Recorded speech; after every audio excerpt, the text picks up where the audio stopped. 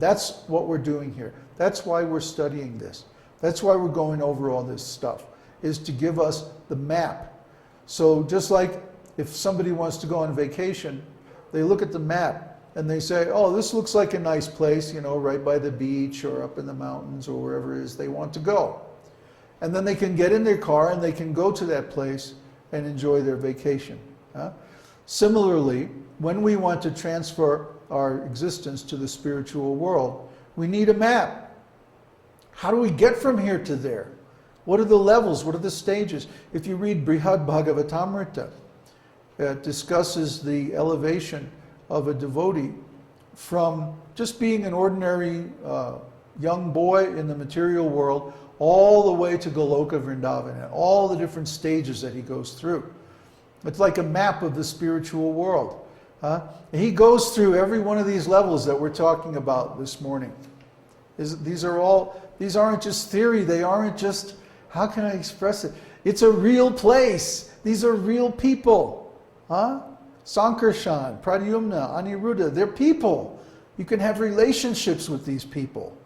They're all different aspects of God. And they're all intimately involved in our existence because their Shaktis are the three modes of material nature.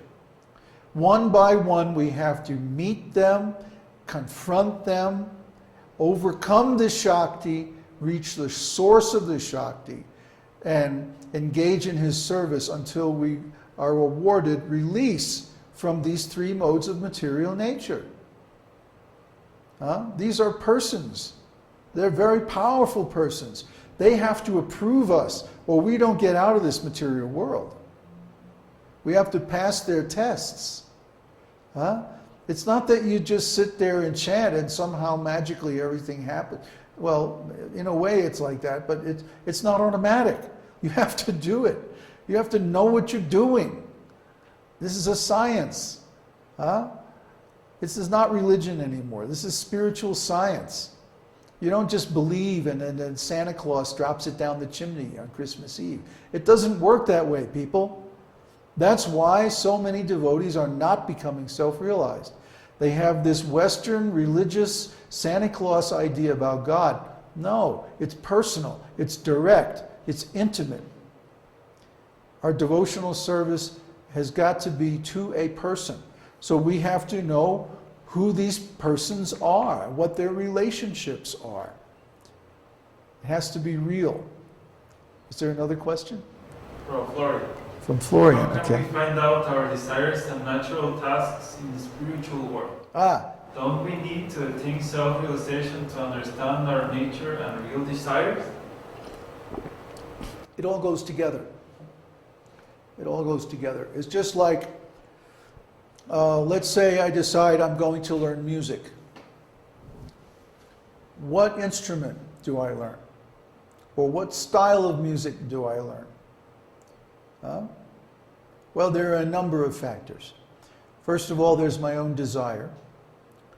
Then there's the teachers that are available and their level of knowledge and realization and their desires. And then there's the scriptures and the incarnations in our neighborhood of the universe and their needs and their desires. So all these factors go together. For example, well, I'll give an example from my own life.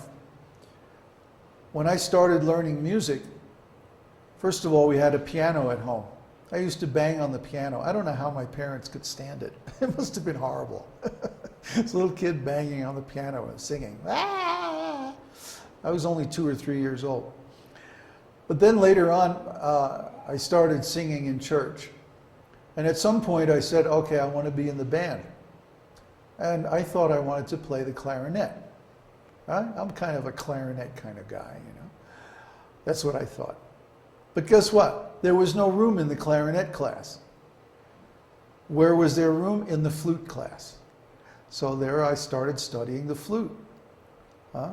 Even though my desire was to play the clarinet, I didn't know anything really. I had no experience. I just had an idea. So I wound up playing the flute. And one thing led to another, and by the end of high school, I was the first flute player in the all United States high school band. So you never know where things are going to lead sometimes. We have a desire to do one thing, but the conditions and the situation lead us in another direction. But actually, I wanted to be a composer. Actually, deep down, once I grew up a little bit and I understood more and I had some experience, I realized, oh, I actually want to be a composer and a conductor. That's what I really want to do. So I wound up in conservatory, wound up getting a scholarship actually to conservatory, and I finished a 4-year course in 2.5 years. And right out of school, I was hired as a professional composer, and I was conducting my own sessions and all that in New York, and at a very high professional level. Could I have known that I was going to do this when I signed up for clarinet class or tried to sign up for clarinet class? No. No way. Because I needed the experience.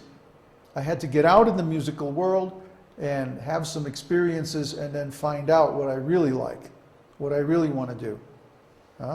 Even though the seed of that was there in the very beginning. So similarly, in spiritual life, we all have an eternal identity, an eternal relationship with Krishna in one of his forms. We're an eternal servant of one of his servants. In the beginning of spiritual life, it's often not very clear what that relationship is or what that service might be. But as we progress in spiritual life and we get more experience, it becomes clearer and clearer. Like for me, I had no idea really. I just wanted to serve God in the beginning. I wanted to be like Jesus.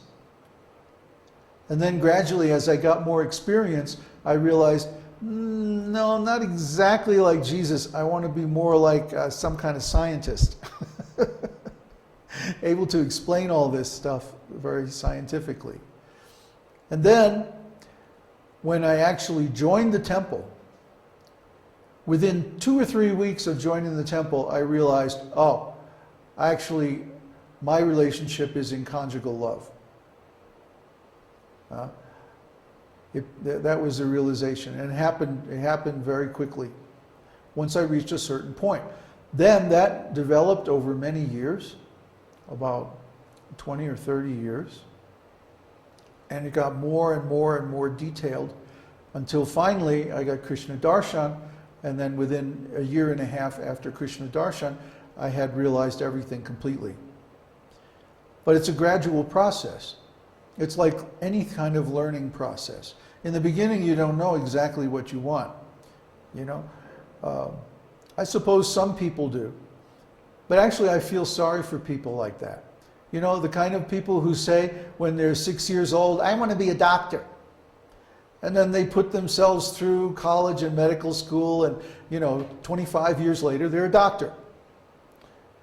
You know, of course, these days you have to choose a specialty and all that. But I mean, in general, there are some people who know what they want to be very early in life, and then they go ahead and do that. But like I said, I feel a little sorry for them because it's like they're becoming crystallized. It's like they're freezing. I want to be this. I want to do that. And then even though they gain more experience and more knowledge as they get older, they don't really change, or they don't really evolve that idea very much. That indicates to me a lack of imagination, a lack of an intelligence, and a lack of personal growth. Because I know from my own experience that my idea of spiritual life, or even material life for that matter, wasn't very detailed. It wasn't very accurate. In the beginning, it was only approximate, very approximate. But as I gained more knowledge and more experience, it became more and more specific, more and more detailed, until finally, after almost 50 years of study and practice, I got exactly the destination I want to attain in my next life, or I should say eternally. So yeah, in the beginning we have a very rough idea, but then we make that idea more and more specific as we learn what's there in the spiritual world and how do I feel about it. It's not external, it's internal. Everything spiritual is internal. We have to be introverts, not extroverts, when it comes to spiritual life. We're not going to find the answer by looking out of ourselves and engaging, let's say, in some kind of spiritual organization or something like that. That's going to lead us astray, actually, in the long run. We might learn a few useful practices, or we might get a little motivation by seeing other people mess up. But we're not going to get the answer by looking outside. That's why we don't do Siddha Pranali either. So that we have to look within ourselves to find, what do I really want to do for Krishna? Do I want to follow the gopis? Do I want to follow Mother Yashoda, the cowherd boys, the servants, the cows?